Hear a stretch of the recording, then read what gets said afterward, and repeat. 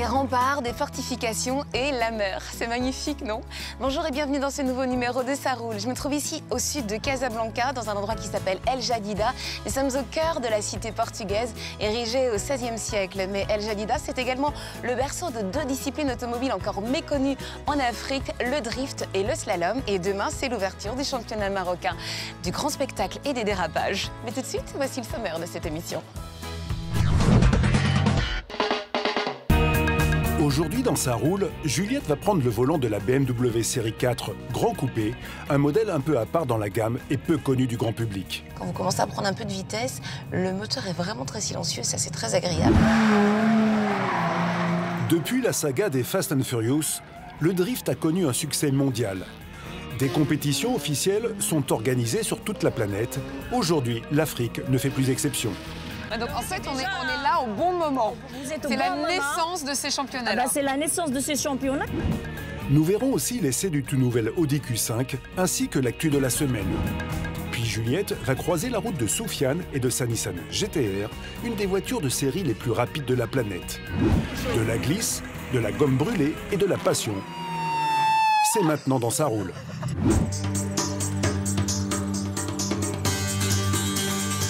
L'architecture arabo-mauresque qui se trouve derrière moi, c'est la célèbre mosquée Hassan II de Casablanca.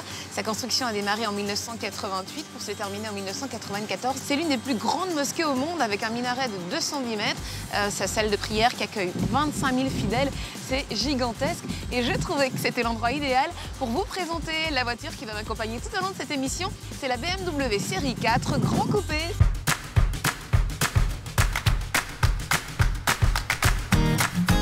C'était plutôt audacieux de la part de BMW d'essayer le mélange des genres. En tout cas, en ce qui me concerne, moi je suis très heureuse de découvrir le fruit de ce métissage. Alors on est évidemment sur une finition sport. On va retrouver ce noir brillant au niveau du double haricot, le même noir brillant autour des optiques là sur le pare-choc avant. Et puis on a ce capot très nervuré qui fait aussi très sportif. Alors sur le côté, on a ce pavillon, regardez, qui va tomber bouf d'un seul coup. C'est très sportif aussi. On va retrouver les extracteurs d'air avec ce même noir un petit peu laqué comme ça. Et puis là, c'est écrit Sportline. Alors à l'arrière de cette voiture, on est sur quelque chose de vraiment berline, contrairement au coupé série 4. Regardez, il y a un haillon. Ça, c'est très pratique si vous partez en week-end en famille. Et ce qui est encore plus pratique, c'est que le coffre, c'est exactement celui de la berline. On a 480 litres. Et alors, moi, j'adore parce que pour fermer le coffre, il faut juste appuyer sur un bouton. C'est parfait. Allez, on va voir l'intérieur.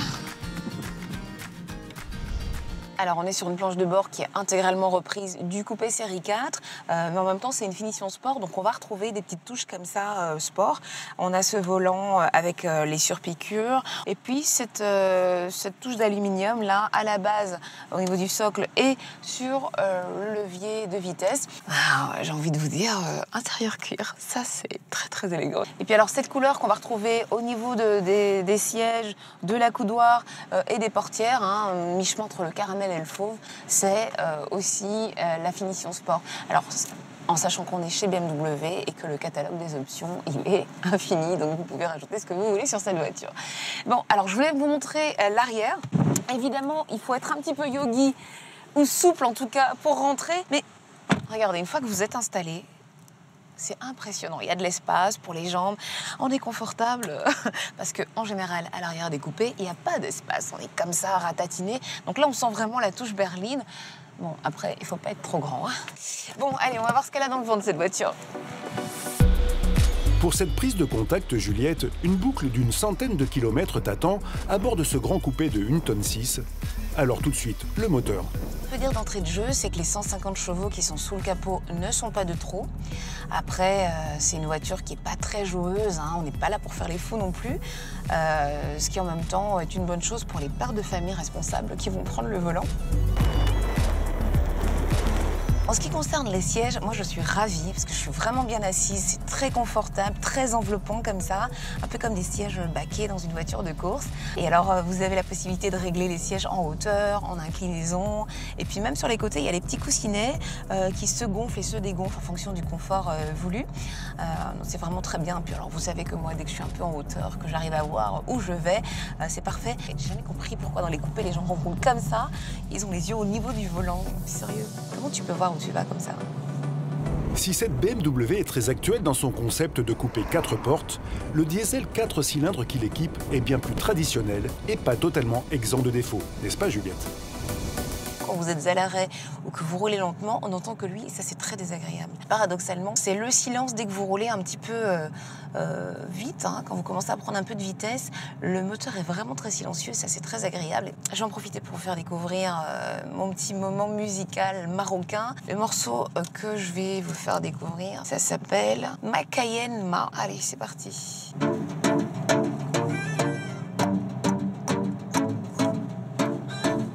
Shukran.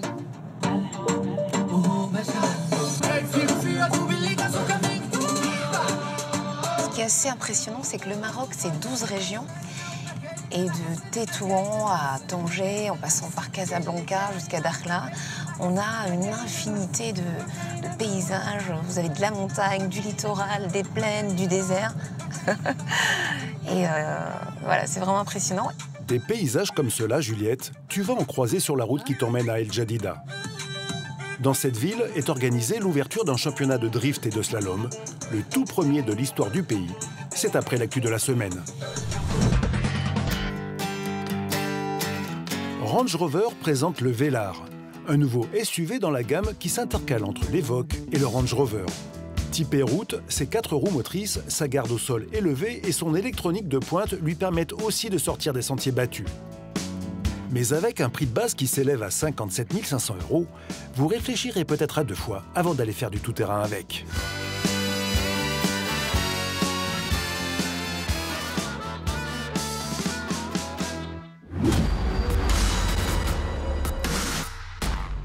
Depuis plusieurs années, Mercedes voulait une concurrente à la Porsche Panamera dans sa gamme.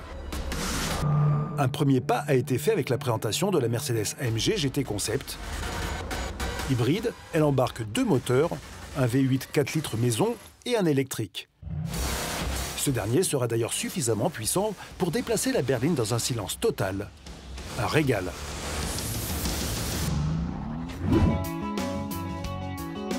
La Volkswagen Arteon vient remplacer la Passat CC, le coupé 4 portes de la marque. Avec un positionnement haut de gamme, cette élégante berline fera le plein de technologies comme le freinage d'urgence ou un régulateur adaptatif. Question moteur, le choix sera pléthorique, en essence comme en diesel, avec des puissances allant de 150 à 280 chevaux. Plus tard, une version hybride viendra compléter l'offre. Arrivée prévue début 2018.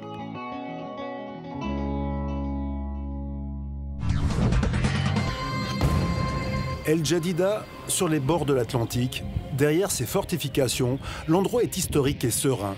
Mais aujourd'hui, c'est l'exception.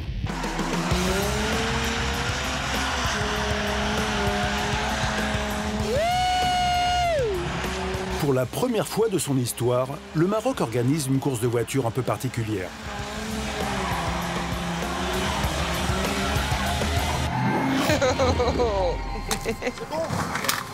Bonjour. Bonjour. Et comment tu t'appelles, toi? Je m'appelle Zaki. Ça va la tête? Ça va.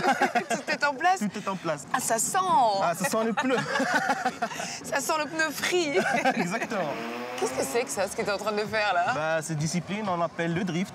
Le drift, d'accord, ouais. Et c'est un sport de glisse. En fait. Oui, j'ai vu. Il faut faire perdre le contrôle à la voiture, et non pas le contraire. D'accord, faut pas que toi, tu perdes le contrôle de la voiture. Non, D'accord. non, pas moi, mais la voiture, elle doit perdre le contrôle, et moi, sous mon contrôle. Oh. D'accord, la voiture doit perdre le contrôle sous ton contrôle à toi. Exactement.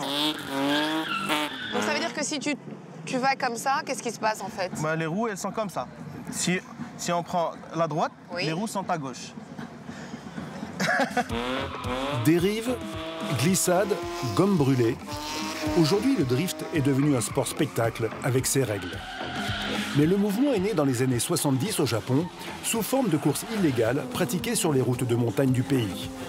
Et c'est en 2001, avec l'arrivée du premier opus de Fast and Furious, que la folie drift devient mondiale. En décembre 2016, la première grande compétition est organisée au Maroc. En fait, tu roules pas très très vite, Tu vas pas à 120, 130 à l'heure. Exactement. Mais c'est quoi les sensations? Bah, les sensations, je te laisse les découvrir avec moi. Non. Non. C'était ta surprise. Genre moi, je vais monter là-dedans. Exactement. Bon, je te fais confiance. Ouais, c'est bon. T'as une ceinture de sécurité? Bien sûr. Alors là, on démarre, Zakine. On démarre. Et comment tu fais donc? Jusque-là, tout va bien. Là, vu que cette voiture est puissante, on va juste la lancer à l'accélérateur. D'accord. Et avec un petit coup de volant. Ok. D'accord? Donc on commence.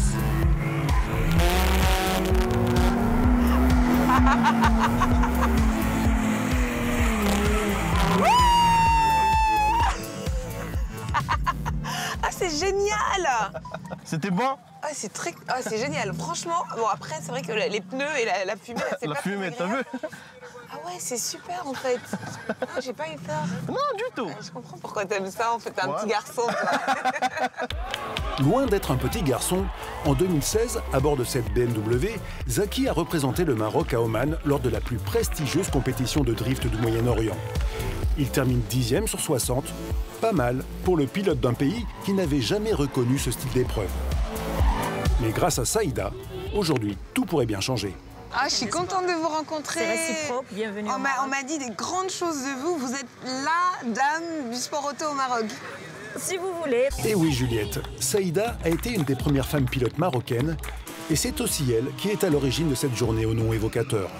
Pourquoi on appelle ça lever de rideau? Alors, c'est la première fois que le comité directeur a décidé de faire un lever de rideau pour commencer un championnat drift qui n'a jamais eu lieu et pour aussi commencer un championnat slalom qui n'a jamais eu lieu. Donc en fait, on est là au bon moment. Vous êtes au bon C'est moment. la naissance de ces championnats-là. C'est la naissance de ces championnats qui sont en train d'être faits dans les règles de l'art.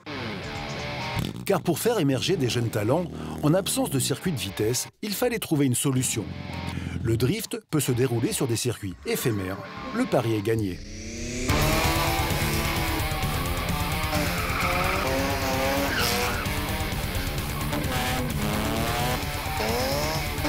Mais une autre discipline est abordée lors de cette journée levée de rideau. Une discipline qui a permis à un jeune Marocain d'être repéré. Il est aujourd'hui coéquipier de Sébastien Loeb en championnat du monde. C'est après l'essai de la nouvelle Audi Q5 par Stanislas Laroumé.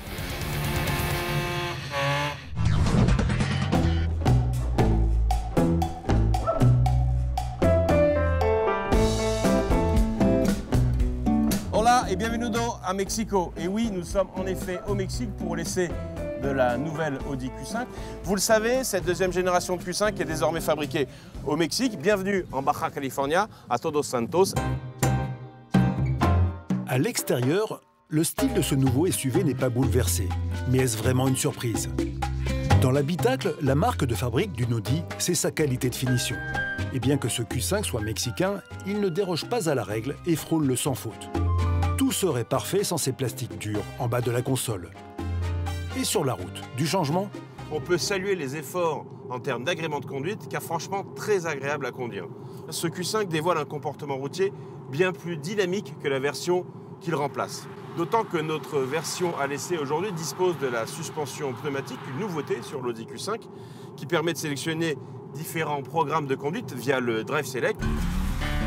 Mention spéciale pour la mécanique de ce nouvel Audi Q5. Ici, ce 2 litres TFSI 252 chevaux est à mon sens l'un des meilleurs moteurs essence du marché. C'est simple, il est à la fois sobre, performant et surtout très silencieux.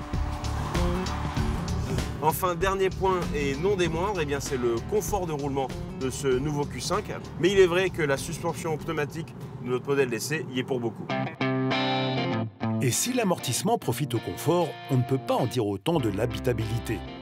Plus long de 3 cm par rapport à son prédécesseur, on ne peut pas vraiment dire que ce soit le grand luxe. C'est pourtant suffisant pour 4 personnes, la place du milieu étant une vraie punition. En revanche, côté coffre, pas de souci avec 550 litres et sa banquette coulissante sur 10 cm. Voilà, j'espère que l'essai de cette nouvelle Audi vous a plu, ici au Mexique. Allez Stanislas, profite bien du coucher de soleil. Nous, on te retrouve très bientôt pour un nouvel essai. Ciao!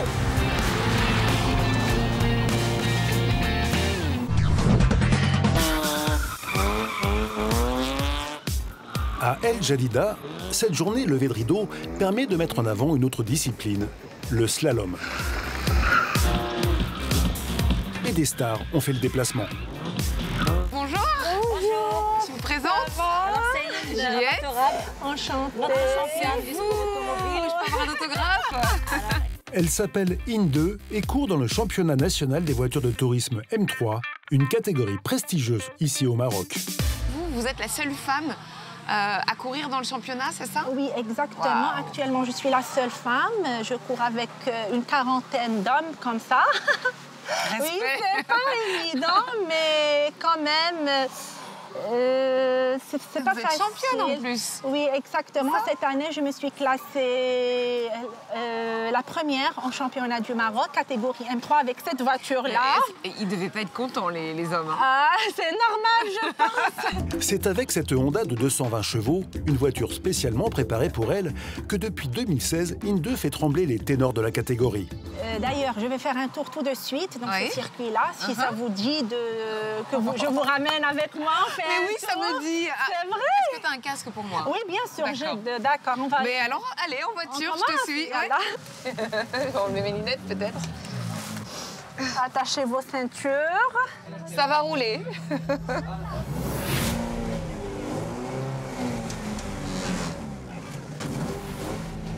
Normalement, dans une voiture de course, il n'y a que le pilote. Oui.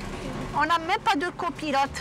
On a fait ce baquet-là aujourd'hui, c'est spécialement pour vous. Inde, juste avant la course, est-ce que tu as un rituel? Qu'est-ce que tu fais juste avant de prendre le départ? J'essaie de me concentrer sur les trajectoires. D'accord. Il faut les ondes de freinage. Quand est-ce que je dois freiner? J'essaie de me concentrer pour que je puisse sortir en course. D'accord. Aujourd'hui, ces tours de circuit sont une démonstration des pilotes à l'occasion de cette journée spéciale. Mais comment ça se passe en course? Il faut chauffer. Dans le premier tour, on essaie toujours de chauffer les pneus, les freins. Parce que si j'accélère dès le premier temps, la voiture va glisser automatiquement. Car contrairement au drift, Juliette, pour aller vite sur circuit, il ne faut surtout pas glisser. Ça glisse.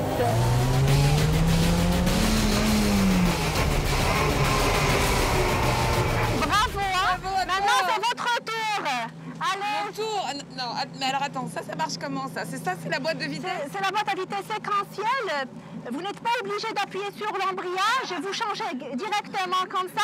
C'est très facile, je vais vous apprendre. Tu sais quoi? Tu vas m'apprendre et quand j'aurai bien maîtrisé, je reviendrai conduire parce que moi, ça, je veux pas, non. De toute façon, Juliette, tu n'as plus vraiment le temps. La star marocaine du sport auto vient d'arriver. Bonjour Mehdi. Bonjour. Bonjour. Ça va? Ouais, ça va. C'est un peu extraordinaire de vous trouver ici quand même. Vous avez un calendrier hyper chargé et vous trouvez quand même le temps de venir faire une petite excursion à El Jadida. Pourquoi vous êtes là? Bah déjà, ça me fait plaisir de voir un événement comme ça, organisé par la Fédération royale marocaine de sport automobile. Ouais. Moi, je suis plus content par rapport au public, parce qu'au Maroc, ils ont soif de voir des courses de sport automobile. Ouais. Ils adorent la vitesse, les sensations fortes. Et depuis 2 ans, des sensations fortes, Mehdi Benami en donne à son public. En 2014, à Shanghai, il est le premier pilote arabe et africain à remporter une course du WTCC, le très relevé championnat du monde des voitures de tourisme. Impressionné par son pilotage, Sébastien Loeb décide de l'engager. Aujourd'hui, c'est son coéquipier. Et ma maman qui vient me féliciter comme à chaque fois. Bravo. Et qui dit doucement quand Yeah, qui dit Alors en plus, votre maman, elle vous a filé le virus parce que c'est une pilote qui continue d'ailleurs de piloter. Et elle m'a dit que vous étiez au volant d'une voiture à 3 ans. Mais qu'est-ce que c'est que ça? Exact. Ben, j'ai grandi dans une famille de sport auto. Ma mère est la première femme pilote du sport automobile au Maroc. Donc du coup, ça me fait que plaisir d'être là. Elle m'a pas donné le choix d'autres sports. C'est que le sport Elle vous a automobile. forcé en fait, c'est ça la vérité. Tu m'as forcé. Si. En organisant cette journée et en faisant venir Mehdi, la fédération a visé juste, car ici, dans son pays, le jeune pilote est devenu une véritable star. Voilà, c'est aussi important, même quand on est dans le WTC, de rentrer de temps en temps au pays et soutenir les siens. C'est ce qu'il fait, Mehdi Benami, il soutient la fédération. Et puis surtout, il est extrêmement humble, il fait des photos avec le public. C'est un amour de pilote. Clairement. Shukran.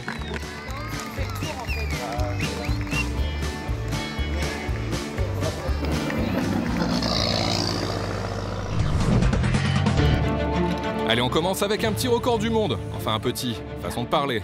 Est-ce qu'il est possible de tracter un A380 avec un SUV d'une marque allemande dont le nom du modèle commence par K et finit par yen, comme l'animal? Je vous le donne en 1000. Oui, c'est possible. Est-ce que ce record fait avancer la science? Je vous le donne en 1000. Non, pas vraiment. Déjà parce que les aéroports du monde entier ne sont pas équipés d'une armada de voitures de luxe. Bon, après, le véhicule réussit à tirer sur près de 50 mètres le plus gros avion de ligne du monde, qui pèse 285 tonnes. Respect. Passons à l'instant karma de cette chronique avec cet automobiliste qui a eu vraiment la bonne idée de doubler la file de voitures, trop pressé qu'il est. Pas de peau. Il y réfléchira 2 fois la prochaine fois. Enfin, dans longtemps, hein, quand il retrouvera son permis. Ou pas.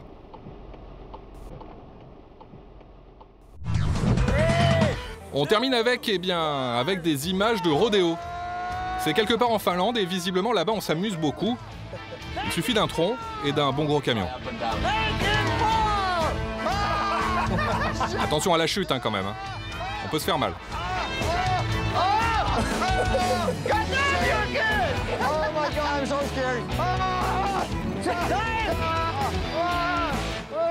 Ah, tant mieux il était attaché.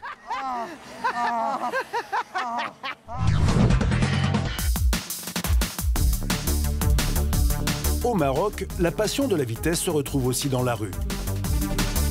Soufiane vient d'acquérir celle qui a été une des voitures les plus rapides de la planète. Qu'est-ce que c'est comme voiture, ça? C'est une Nissan GTR.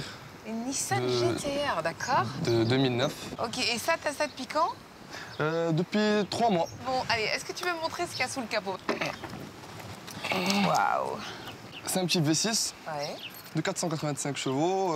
C'est une voiture, c'est un petit moteur, mais bien boosté. Puissant, oui. De toute façon, je te regarde, à mon avis, toi, t'aimes la puissance, t'aimes la vitesse. J'adore la vitesse. Voilà. Quel âge tu as, Sofiane? J'ai 23 ans. Eh ben voilà. Quoique, ça veut rien dire. Hein. Bah, oui. Il y a des vieux papas qui aiment la vitesse et la puissance. Comme le mien. Ah, ben voilà, c'est de là que ça vient, tiens. Ouais, bah oui. Ton papa t'a filé le virus au passage. Il adore la vitesse. D'accord, et il adore les voitures aussi, ouais. forcément. Avec cette Nissan GTR, le père et le fils ont fait un choix radical. En 2013, cette voiture a battu un record que toutes les supercars rêvent de battre, faire le meilleur chrono sur le célèbre circuit du Nürburgring, en Allemagne. Bah, tu m'emmènes faire un tour? Bien sûr. Bah écoute, en voiture alors? Bah oui. Allez.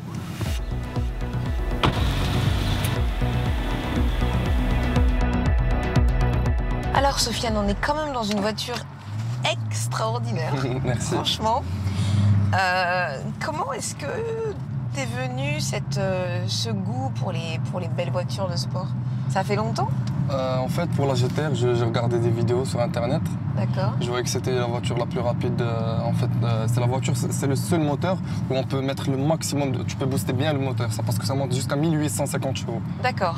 Mais justement, est-ce que c'est entre guillemets pratique d'avoir une voiture comme ça qui est aussi puissante, sachant que tu peux pas forcément rouler à fond? Bien sûr, mais des fois on se fait plaisir, genre sur l'autoroute ou. Parce que je la sors pas souvent, je la sors 2 fois, 3 fois par semaine, genre le soir pour aller dîner ou pour voyager. D'accord, bon en même temps c'est pas une voiture qui est faite pour le confort, c'est ouais, bien sûr, pour la puissance et pour faire de la vitesse. Donc, et même je trouve qu'on est quand même plutôt bien assis, même si on a le dossier qui rentre un peu dans le milieu du dos, mais on est quand même bien assis. Confortable. Et alors quand tu roules, tu tapes des pointes de combien en termes de vitesse? Je m'arrête à 250 des fois. Parce que ça monte très vite. Bien sûr, ce garçon il est fou, 250. D'accord.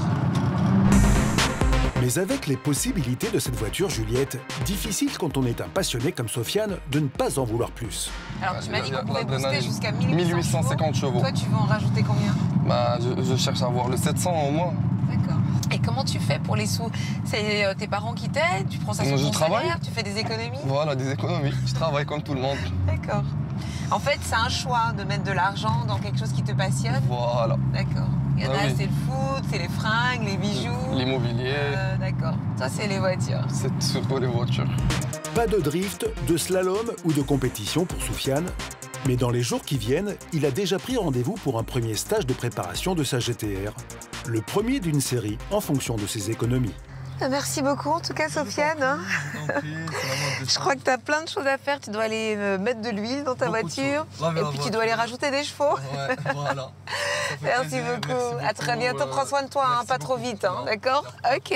Merci beaucoup, c'est gentil. Allez, ciao. Voilà, j'ai dit doucement, mais bon, je sais pas si c'est ce que ça veut dire. Bon, ben moi, je vais aller me dégourdir les jambes. Merci à vous de rester fidèles à Ça roule. À la semaine prochaine.